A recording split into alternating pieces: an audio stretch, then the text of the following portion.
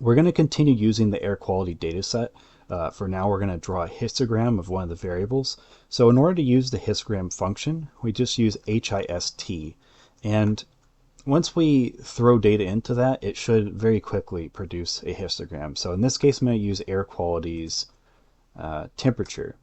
So if I run that in the histogram function, really quickly, within a matter of seconds, I have a histogram, which is really nice. Now, of course, I can doctor this up a little bit to make it look better than it already is. So I'm going to use the histogram function one more time, but this time I'm going to open the brackets so I can include a bunch of different arguments here. So I'm not going to put everything in here because there are several arguments that can go into this plot, but I'm just going to show you some really basic ones. So first off, our labels for this histogram are a little bit wonky. There's no better way of saying that. So the title is kind of odd. The x-axis is kind of odd. It's because of the way that we pass the data to this plot here. So rather than doing it that way, we're going to include our data one more time. I'm actually going to specify explicitly as x equals air quality temp, just so you know what I'm doing here. Every time we separate with commas to run the function. Now, in order to change the x-axis, we're going to use xlab equals, and then we're going to use a character string. So in this case, we're just going to use temperature. And then the y-axis pretty much has what we already have, but just to show you can do it too, I'm just going to call this frequency, so it's the same thing. And then for the title, we're going to use the main argument, and we're going to call this histogram, just to be very simple. So we run that, now we have this nice histogram, at least with the labels. And we can still continue to add a little bit more to that. So I'm going to also change the color of this and maybe change how many breaks there are. So in order to change the color, we're going to use this color argument. Now, R already comes with a lot of basic colors, and so if you want to play around with those, there's a lot of resources online that you can look up those color schemes. But I already know of some right off the top of my head, so I'm actually going to specify the color as steel blue. And notice that once I did that, it actually automatically highlights that text to show you which color you're using here. So if I change that to a different one, let's say light blue, now it looks light blue instead. So I'll run that just so you see what it looks like, and of course it looks light blue now. And one last thing I'm going to do here is change the breaks. So if I want a lot more bars, I can set that to whatever number I want. In this case, I'm going to use 20, and you can see it's broken it up quite a bit. So you can mess with that and see what types of features you want in that plot, but that's at least one way that you can achieve that. Now, one other type of plot you can use in base R is a box plot. So it's just like it sounds, it's just box plot, which is really easy to remember. And the way that we plot with this function is similar to a lot of the regression-based functions in R. We have to use this tilde sign to separate the factor variable from the variables that we're expressing as the dependent variable here. So just to show you what that looks like, we're going to use air quality, and temperature is going to be the variable that we're expressing by factor, and we're going to use that tilde, and then air quality, and then whatever factor variable that we decide. So we're going to use month for this, just for the heck of it. And so we select that and then run that. And you can see now that we have a box plot that shows the air quality, or sorry, the temperature by each month. So I believe it runs from May all the way to September here. So it has this kind of curvilinear relationship actually. So similarly to the last plot, you can change all of the arguments in a very almost identical way. So we can change the x-axis. Here, let me open this bracket up again. Okay, and we're going to change the x-axis to xlab, and that's going to be month in this case.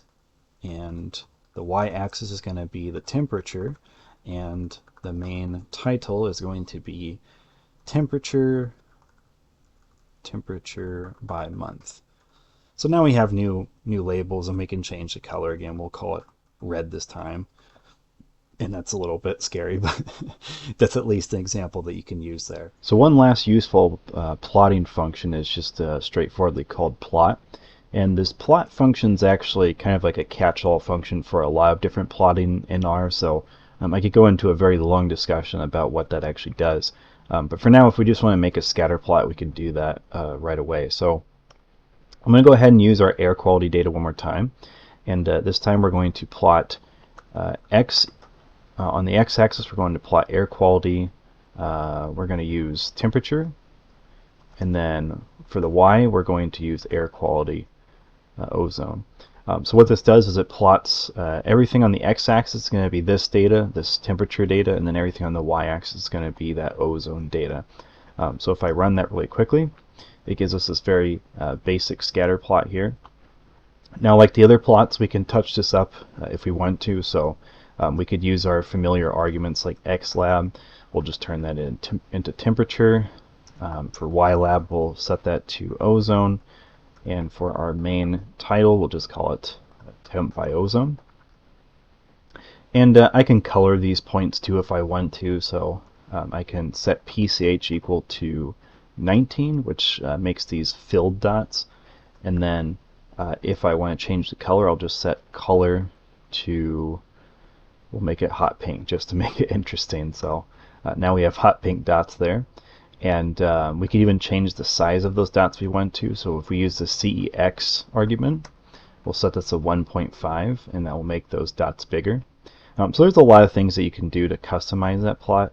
But it's a very useful, quick function for plotting scatter plots. So I definitely recommend experimenting with that a bit just to see what all it can do. Now, there are a number of utility functions in R for using some of these plots, and so I'm just going to go over a couple of different things within the parameters function. So this parameters function allows you to change things within the plot, or allows you to arrange things based off of how you want these plots to be fixed within your plotting window. So just to give a really basic example, if I wanted to change the background of whatever plot I have on here, I can set BG, which is background, to whatever color I want. So in this case, I'm just going to make it yellow. And so if I do that, and then if I plot the same function I had before, it's going to make it this very ugly plot that's probably burning your retinas right now. But at least it shows you that even with the background, you can even customize this to a degree.